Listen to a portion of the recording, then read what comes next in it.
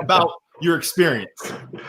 Well, it's had to double the heart medication, but it's actually been a lot of fun to see, especially to understand, to see the pitches from everybody else as well, and truly understand what my colleagues are doing, and to know there's some great innovation and some great people that are hard at work, going to do a lot of things that are going to change, I think, the sports world for the better.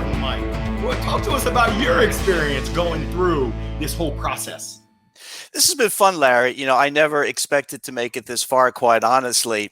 My challenge coming in, I thought this would be kind of a friends and family, popularity contest. And don't get me wrong, I have friends and family. Sure enough, week one, I think it was that final Saturday afternoon going into Saturday night, I was behind. I was like 5 points behind, and I'm watching Saturday Night Football, and I stopped checking the scoreboard.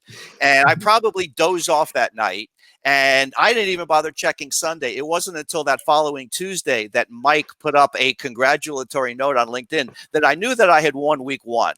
So with that, I said, you know what? There might be something to this. So I think in weeks 2 and 3 and 4, I've tried to mobilize my support still through the same backdoor LinkedIn channels, but maybe, doing it. And fortunately, I think people just independent of my network have checked me out and seen what I'm trying to do and seem to like it too. Now, I'm obviously up against some very formidable competition this weekend, Andrew, so I've got some work to do, but it's been a fun journey.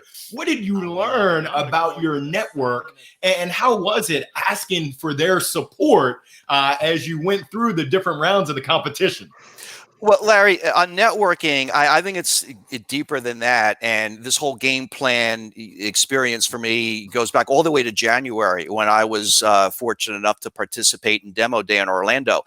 There was some good networking that happened there. And question about networking, it's really just beyond this 3-week competition. This whole game plan community that Rob and his team have built has been really fun to be a part of. Because founders, sometimes we feel all alone. We're at this, by ourselves sometime, and we're locked away from the real world, and especially with COVID. But to have the interactions with people and to know that what you're working on is a value and excites people, that's tremendous motivation to keep going. To really, I've been fascinated by the diversity, not only of the founders, but the diversity of ideas.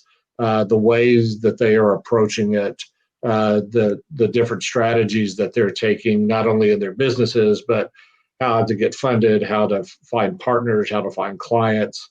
It's such a great learning experience, and everybody's been very willing to share that too, which I think is extremely helpful.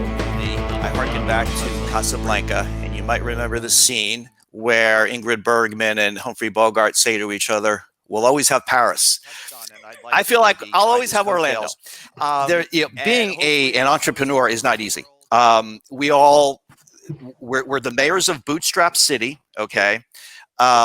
We depend on our friends and family to a certain degree, but to go out and make it happen it's either a combination of grit and moxie and resiliency, or maybe it's a blend, as my ex-girlfriend used to say, of stubbornness and stupidity. I think what's neat about this particular group, and it starts with Rob, but it extends to Denise and Mike, and I know Mike Mooney, who's part of this team.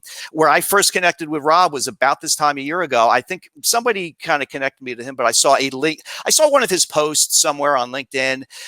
Rob has written a best-selling book about the journey, and I was at that point kind of had hit a wall. And just reading his post, his article, kind of kickstarted me.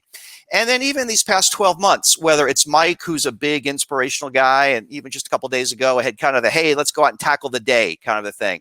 Yeah. And sometimes, some people might look at it as hokey, but as entrepreneurs, you need that kickstart. Denise, who's all about, channeling your inner energy through, whether it be through yoga or just self-motivation. This team, I just have to say, has been an important part of the journey. It's that resiliency that you need as an entrepreneur, that persistence.